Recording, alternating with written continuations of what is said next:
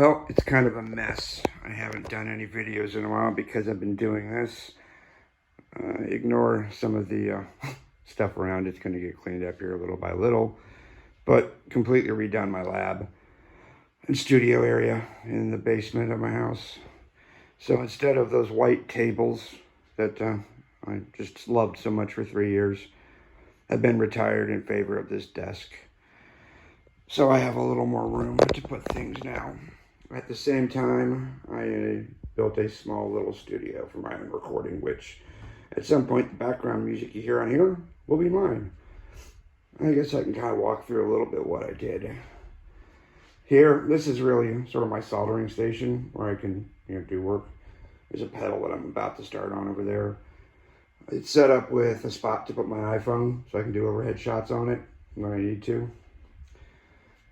PC down there, Raspberry Pi. Those are kind of my general purpose lab machines that I bounce back and forth with a little KVM there. And the monitor for it. Power supply, test equipment, supplies, the usual electronic stuff. Oscilloscope that's dead that has to get replaced. And then studio console. So the heart of it is Mac M1 Studio, how do you say it? Mac Studio M1 Max. So 64 gig of RAM, terabyte of disk. It's one of the mid-size ones you can get your hands on. Picked up a decent little console. That keyboard's going to go down there eventually. Looking at an M Audio or Innovation, one of the two. A couple of direct boxes for input. But really, the key is how much area you have to do work for recording up there. 32 IPS in the middle, 32 inch IPS in the middle. LCD on the wall there that I can bounce back and forth on, and a couple of heads on the side to do work with. My primary input, which one of these days I'll make a video on this, is a Tascam Model 12. It's okay. It's weird. It's really weird the way it works, and it switches back and forth between input and mix mode. I'm not sure it's actually good at either as a result, so I don't know.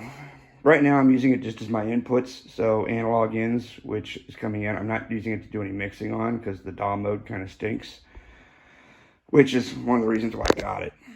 But inputs come in there. Everything is patched in, so I've got a Samson 48-point patch bay.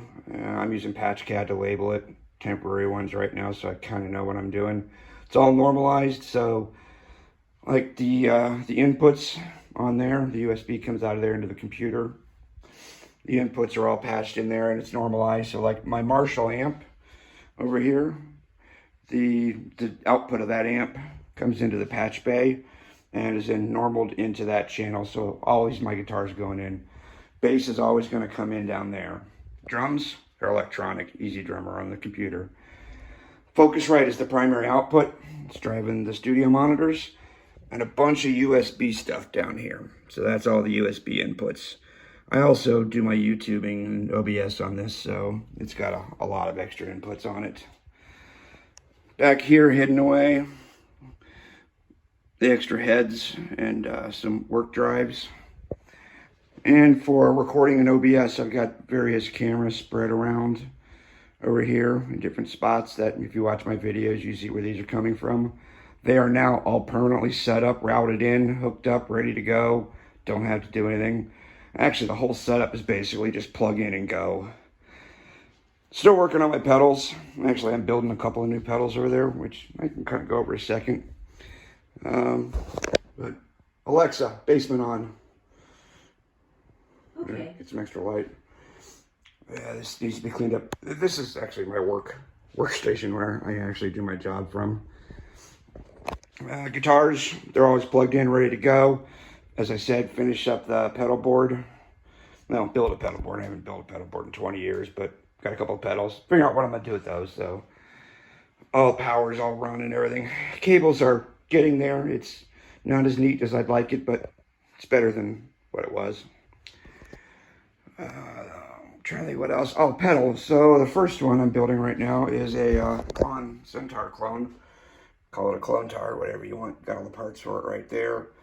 Well, parts over here too. And then I've got most of the parts coming for an MX Phaser, the 90, either 90 or 100, I think a 90.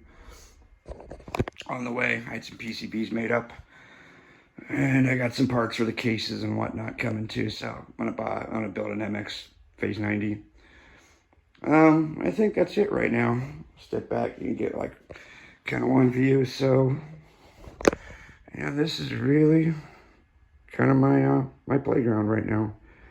Oh, one thing I forgot to mention, the storage. So all of my parts bins are now in this closet, which it's kind of cool how I have this back here for a sump pump, but inside is my parts storage and all my extra cables. When I'm done wiring, get hung in there so they're close and convenient, all my extra parts. And it's right there, I can get to it, but then it's also kind of just out of the way. And away you go. The end result is this whole side is just a living area now. So I can actually sit right here and watch a movie and do stuff. I don't have to worry about stuff running into me. Oh, I don't know what else. That's about it. So that's a quick update. See y'all later.